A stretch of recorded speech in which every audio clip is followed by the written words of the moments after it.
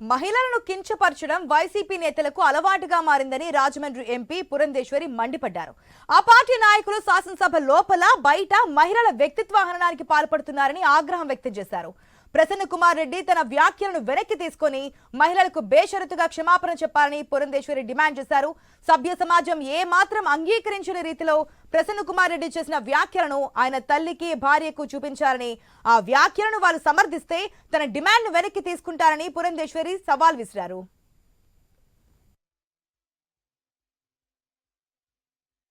ప్రసన్న కుమార్ రెడ్డి గారు వారు ప్రశాంత్ రెడ్డి గారి పట్ల చేసినటువంటి వ్యాఖ్యల్ని నేను గట్టిగా ఖండిస్తున్నాను.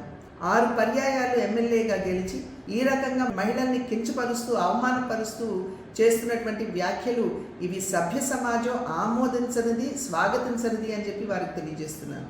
అదేవిధంగా వారికి నేను చెప్పేటువంటి విషయం, ఏదైతే ప్రశాంత్ రెడ్డి గారి పట్ల వారు చేసినటువంటి వ్యాఖ్యలు ఉన్నాయో వాటిని ఒక్కసారి వారి తల్లి గారికి, వారి భార్య గారికి చూపమని చెప్పి నేను చేసినటువంటి అభ్యర్థన.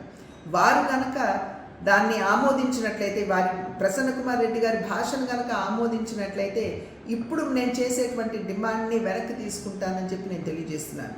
నా డిమాండ్ ఏమిటంటే, ఎటువంటి షరతులు లేకుండా ప్రశాంత్ రెడ్డి గారికి బాహాటంగా ప్రసన్న కుమార్ రెడ్డి గారు క్షమాపణలు చెబుతూ వారు చేసినటువంటి వ్యాఖ్యల్ని వెనక్కి తీసుకోవాలి అని చెప్పి నేను వారికి తెలియజేస్తున్నటువంటి విషయం.